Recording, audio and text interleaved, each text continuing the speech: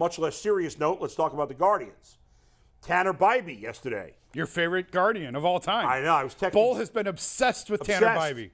I mean, I might have started first. I might have started from the beginning. Yeah. No, G. Bush, you can't bring him up like that. Yeah. You got to baby him. No, I see some video on him. I like him. Bring him up here. And now he is the right-handed version of Randy Johnson. He wears rec specs, too, which makes him 10 times cooler. yes. Like 10 times cooler. And I know, Jason, we thought like he wouldn't be up for a while. And I love that the Guardians are like, hey, our pitching's not good enough. Yeah. We got to be aggressive right here.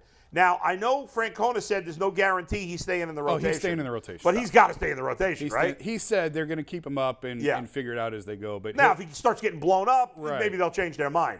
But the first starts for Allen and Bibee, who are two of their better pitching prospects, and Bibee's higher on the list than Allen. much higher. But Allen's still a good pitching prospect, too. It's one start. And it was against the Rockies yesterday. You don't want to get carried away. But he was very impressive. His next start's going to be in New York. So Good. Hold on to your butts. Throw him in the fire. I agree. Love it. I agree. Like, start him out against a AAA team in the Rockies. Yeah. Let him get some confidence. Yeah. Let him go get his nipples ripped off against the Yankees. That's the funniest thing you said. That's the funniest thing you've ever said in your life. God. and then see how he handles a little adversity, right? But no, I've been really high on Bibee. Yeah. We've been monitoring every start he's made. I mentioned to Bull a few weeks ago that Bibee's ahead of Gavin Williams, and Bull's eyes lit up, and he has been obsessed with Tanner Bibee ever since. Yeah. Dude throws 9. Now, he looks like an accountant, and he throws 98. He is the most unassuming. I mean, look at the movement. Look at that thing. I mean, that look is at that. nasty. Look at that thing fall off the table. He's got like an that. incredible changeup, wipeout slider.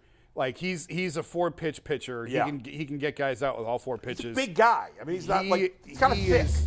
A little bit. I don't know about No, that. Pause. Super pause. I'll tell you what. He looks for a pitcher. I work with children here.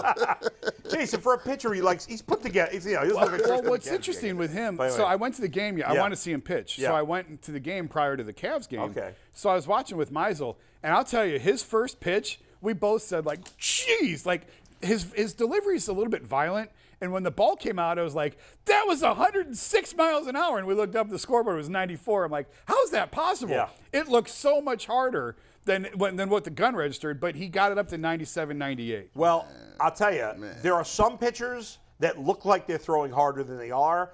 And again, it's one start, but that's the way. That was the first time I'd ever, because I'd seen the highlights from the minors. Yeah. And obviously I've been obsessively following him. Yeah. Yes. But I hadn't seen him pitch a whole game. And you're right. I'm watching it on TV, and I'm like, that looks harder than that. It looked like 106 coming out of his hand. And it what I did. really loved is every ball. I mean, you don't know where, like, the ball, he's got such good movement on all his pitches. Yeah.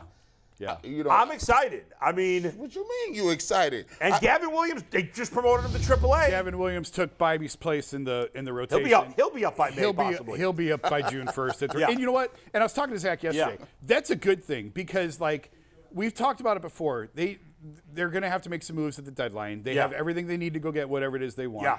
And also they need to see, are these guys ready or not? By bringing them up now, by July 31st, who do we need to get? Do we need to go get a starter? Right. Is Gavin Williams and Tanner Bibee, are they ready to hold spots in postseason rotations? That's a lot to ask of rookies. That's right. But now you're going to get enough of a track record now to see what you need in July. Do we need a bat? Do we need an arm? Do we need both?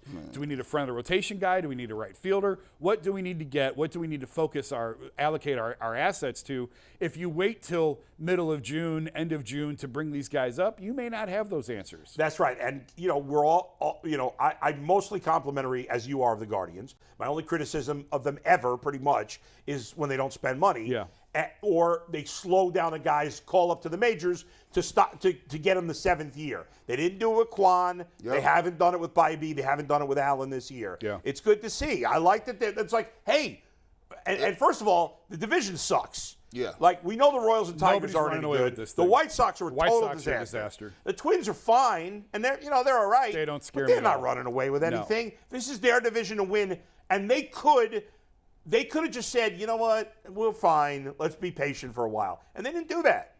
They didn't do that, and I like that. They've been aggressive with the pick call-ups. If you're not going to use the money, or if you're not going to go out and use the assets to go get better players, veterans that can help you now. Yeah.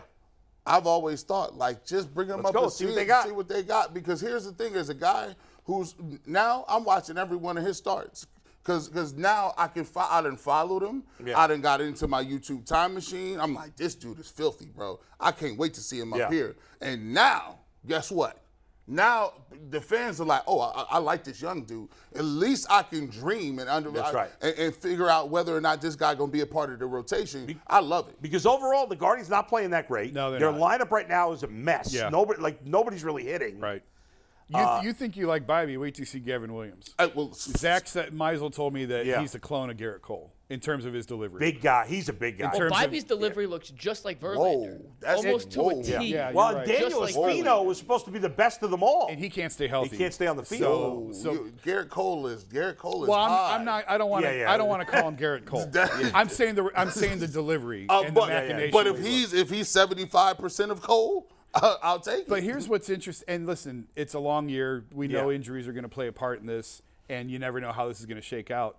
But I don't know how you're going to find 5 guys because, okay, you got – and by the way, no one's really talking about this. Shane's getting hit around a little bit right now. No, we talked about it. Oh, have you? Yeah. Producer McNuggets brought that up the other day. I don't like the way he's pitching right now. We have a little bit of a breaking news. We do? Breaking news. This is got to Pioneer and former Cincinnati mayor Jerry Springer has died.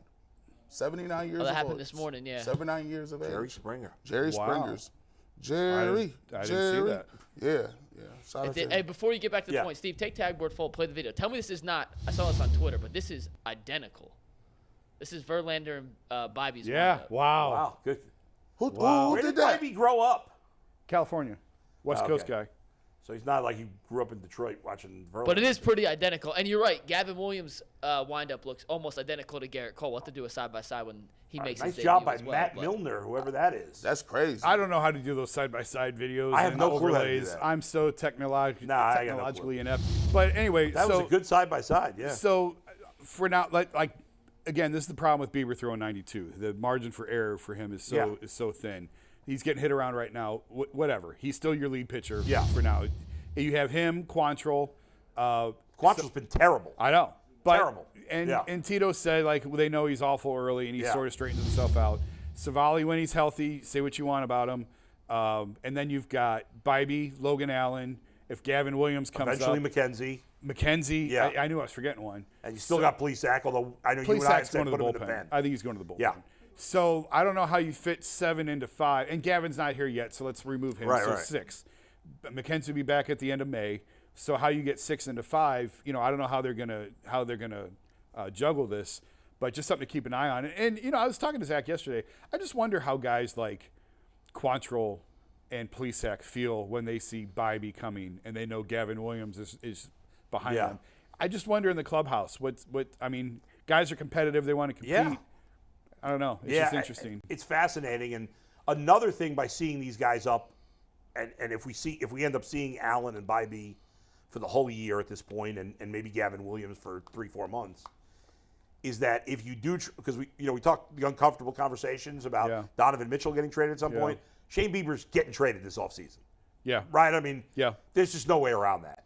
They're not in the business. Like, they may let Rosario walk because you're not getting a ton back from him in the trade anyway. Right. Shane Bieber is not walking. No. So they're trading him this offseason. But he's also getting hit around a little bit too much for value's sake right now. But you're right. Hopefully he straightens that out. Yes, I think he will. But I think he will too. He hasn't been terrible. No. But he's not been great. Right. Not been I think he will figure it out. But if these guys come up and pitch well, then you even feel better about, like, okay, we could trade Bieber and get, whatever. Hey, after what they got for Lindor with 1 year control left. Yeah. It's incredible what they got for him. And again, I've said this before. Go back and look at what the Orioles got for Manny Machado. They got nothing. For Machado. Yeah. And the Guardians got a player who's every bit as good as Frankie and Andres Jimenez. Yes. And Rosario, another piece in Rosario. Yeah.